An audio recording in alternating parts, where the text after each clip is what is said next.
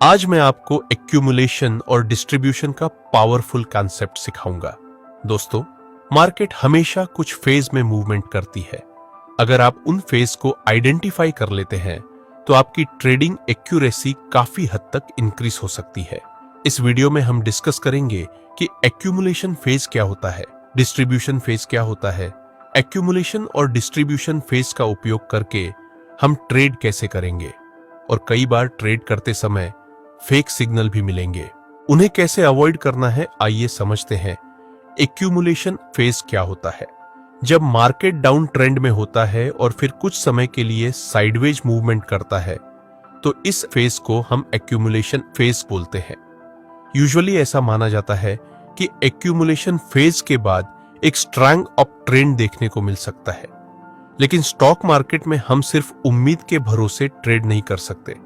हमें संभावनाओं के बारे में भी सोचना पड़ता है। जैसे यहां पहले डाउन ट्रेंड था, इसके बाद मार्केट बार बार इस सपोर्ट से ऊपर जा रहा है और बार बार इस रेजिस्टेंस से नीचे आ रहा है। यहां पर दो संभावनाएं हो सकती है, या तो मार्केट इस रेजिस्टेंस को ब्रेक करके ऊपर चला जाए या फिर मार्केट इस सपोर्ट को ब्रेक करके नीचे चला जाए। यह एक्यूमुलेशन फेज तो है, लेकिन अभी यह इनकम्प्लीट एक्यूमुलेशन फेज है। जब प्राइस इस साइडवेज रेंज को ऊपर की तरफ ब्रेक करे तभी हम इसे कंप्लीट एक्यूमुलेशन फेज बोल सकते हैं। आगे मार्केट में इस साइडवेज रेंज का ब्रेकआउट मिला, अब हम इसे कंप्लीट एक्यूमुलेशन फेज बोल सकते हैं और आगे से प्राइस ऊपर जा सकती है। आपको यह भी समझना चाहिए कि मार्केट में एक्यूमुलेशन फेज का निर्माण क्यों होता है और कैसे होता है। देखिए, जिन जिन लोगों ने यहां पर सेल में एंट्री की होगी उन सभी लोगों को अच्छा खासा प्रॉफिट हो चुका होगा, क्योंकि मार्केट बहुत ज्यादा नीचे गिरा था। अब सेलर्स को प्रॉफिट हुआ तो वे यहां अपना प्रॉफिट बुक करना शुरू कर देंगे, जिस वजह से मार्केट में हमें एक साइडवेज मूवमेंट देखने को मिलती है। जब प्राइस इस साइडवेज रेंज को ऊपर की तरफ ब्रेक करती है तब यहां काफी सारे लोग बाय में एंट्री करने लगते हैं, जिससे प्राइस धीरे धीरे ऊपर की तरफ मूव करने लगती है। जब मार्केट किसी एक्यूमुलेशन फेज को कंप्लीट करने के बाद ऊपर जाती है तो इस पूरी अपर साइड मूवमेंट को हम एडवांस्ड फेज बोलते हैं। कुछ लोग इस एडवांस्ड फेज को मार्केट अप फेज भी कहते हैं। आइए इसका उदाहरण देखते हैं। यहां मार्केट डाउन ट्रेंड में था, फिर प्राइस इस सपोर्ट और रेजिस्टेंस के बीच में मूव कर रही थी। अभी हम इसे एक्यूमुलेशन फेज तो बोल सकते हैं, लेकिन अभी भी ये इनकम्प्लीट एक्यूमुलेशन फेज है। नेक्स्ट, जब प्राइस इस रेजिस्टेंस लेवल को ब्रेक करता है तब हम इसे कंप्लीट एक्यूमुलेशन फेज बोल सकते हैं। अब यहां हाई प्रोबेबिलिटी है कि प्राइस ऊपर जाए और एडवांस्ड फेज में कंटिन्यू मूवमेंट दे, और प्राइस ने ऊपर साइड मोमेंटम दिया। अगला उदाहरण देखें। यहां एक डाउन ट्रेंड था, फिर मार्केट ने साइडवेज रेंज में मूवमेंट किया। उसके बाद प्राइस ऊपर नहीं गई बल्कि इस सपोर्ट लेवल को नीचे की तरफ ब्रेक किया और फिर आगे मार्केट ऊपर चला गया। अब जिसने भी यह सपोर्ट का ब्रेकडाउन देखकर सेल में एंट्री की होगी उसका स्टॉप लॉस यहां पर हिट हो गया होगा। यहां पर जानबूझकर सेलर्स को ट्रैप किया गया था फेक सिग्नल के द्वारा। जब लाइव मार्केट में आपको फेक सिग्नल मिलेंगे तो उन्हें कैसे अवॉइड करना है, इसका सॉल्यूशन मैं वीडियो के अंत में बता दूंगा। आइए देखते हैं एडवांस फेज के बाद कौन सा फेज आता है। अब आप बताइए, जिन जिन लोगों ने यहां पर बाय किया होगा वे सब कहीं ना कहीं तो अपना प्रॉफिट बुक करेंगे, और जब बायर्स अपना प्रॉफिट बुक करेंगे तो मार्केट थोड़ा सा साइडवेज रेंज में मूवमेंट देगा, है ना? तो एडवांस फेज के बाद प्राइस साइडवेज मूवमेंट देती है। ऊपर से जब प्राइस इस साइडवेज रेंज का ब्रेकआउट देती है तब हम इसे रीएक्यूमुलेशन फेज कह सकते हैं।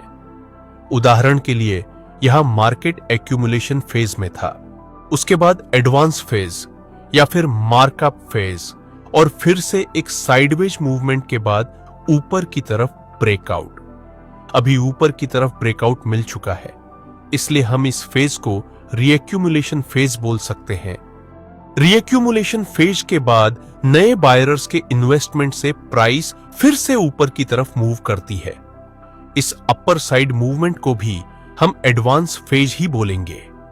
अब ये सब बायर्स प्रॉफिट बुक करेंगे, तो जाहिर सी बात है कि मार्केट में साइडवेज मूवमेंट देखने को मिलेगी। यहां पर अगर प्राइस इस साइडवेज मूवमेंट को नीचे की तरफ ब्रेक करती है तो इस पूरी साइडवेज रेंज को हम डिस्ट्रीब्यूशन फेज कहेंगे, और अगर प्राइस इस साइडवेज रेंज को ऊपर की तरफ ब्रेक करती है तो फिर से हम इसे रीएक्यूमुलेशन फेज ही कहेंगे। आगे प्राइस ने ब्रेकडाउन दिया इस सपोर्ट का, तो ये हुआ एक complete distribution phase. Distribution phase के बाद आपको सिर्फ सेलिंग की अपॉर्चुनिटी फाइंड करनी है, और एक्यूमुलेशन फेज, रीएक्यूमुलेशन और एडवांस्ड फेज में आपको बाइंग की अपॉर्चुनिटी फाइंड करनी है। फॉर एग्जाम्पल आप देख सकते हैं यहां रीएक्यूमुलेशन फेज के बाद एडवांस्ड फेज, बाद में साइडवे मूवमेंट और फिर एक ब्रेकडाउन नीचे की तरफ, जिस वजह से यह एक कंप्लीट डिस्ट्रीब्यूशन फेज की फैशन हो चुकी है। जब मार्केट डिस्ट्रीब्यूशन फेज के बाद नीचे गिरता है तो पूरी डाउन साइड मूवमेंट को हम डिक्लाइन फेज बोलते हैं। कुछ लोग इसको मार्कडाउन फेज भी बोलते हैं। दोस्तों, डिक्लाइन फेज के बाद जब सेलर्स अपना प्रॉफिट बुक करने लगते हैं तो मार्केट फिर से साइडवे रेंज में मूव करेगा। यहां अगर मार्केट इस साइडवे रेंज को नीचे की तरफ ब्रेक करे तो इस फेज को हम डिस्ट्रीब्यूशन फेज कहेंगे, और अगर ये साइडवे रेंज ऊपर की तरफ ब्रेक होती है तो इसको हम डिस्ट्रीब्यूशन फेज नहीं कहेंगे। क्या कहेंगे वो अभी आगे डिस्कस करते हैं। आप देख सकते हैं फॉर एग्जाम्पल यह डिस्ट्रीब्यूशन फेज, बाद में decline phase, next sideway range के बाद फिर से डाउन ट्रेंड, इसलिए यह डिस्ट्रीब्यूशन फेज हुआ और ये डाउन साइड मूवमेंट को हम डिक्लाइन फेज ही बोलेंगे। और लास्ट में डिक्लाइन फेज के बाद मार्केट साइडवेज रेंज में फंसेगा, और अगर ऊपर की तरफ हमें ब्रेकआउट मिले तो इसको हम एक्यूमुलेशन फेज बोलेंगे। इसी तरह मार्केट एक्यूमुलेशन डिस्ट्रीब्यूशन की साइकिल में मूव करता रहता है। दोस्तों, ऐसा जरूरी नहीं कि मार्केट इन सभी फेज से गुजरेगा ही। मेरा कहने का मतलब है कि कई बार ऐसा भी होगा कि एक्यूमुलेशन फेज के बाद रीएक्यूमुलेशन ना हो और मार्केट डायरेक्ट डिस्ट्रीब्यूशन फेज की फॉर्मेशन बनाकर नीचे आ जाए। इसमें आपको ब्रेकआउट और ब्रेकडाउन का ध्यान रखना है और ट्रेड लेना है बिना कोई जल्दबाजी किए। अब समझते हैं इसमें ट्रेड कैसे लेना है और फेक सिग्नल को कैसे अवॉइड करना है। जब मार्केट साइडवे रेंज में हो तब आपको इसमें ट्रेड नहीं करना है। अगर मार्केट एडवांस फेज में है तो आपको बाइंग की अपॉर्चुनिटी फाइंड करनी है, और अगर मार्केट डिक्लाइन फेज में है तो आपको सेलिंग की अपॉर्चुनिटी फाइंड करनी है। आइए एक उदाहरण से समझते हैं। मार्केट अभी डाउन ट्रेंड में है, नेक्स्ट प्राइस साइडवे रेंज में मूव करती है। अगर यहां प्राइस ऊपर की तरफ रेजिस्टेंस को ब्रेक करता है तो हम इसको एक्यूमुलेशन फेज कहेंगे। अगर सपोर्ट ब्रेक होता है तो हम इसको डिस्ट्रीब्यूशन फेज कहेंगे। अभी हमें कुछ नहीं पता कि आगे क्या होगा।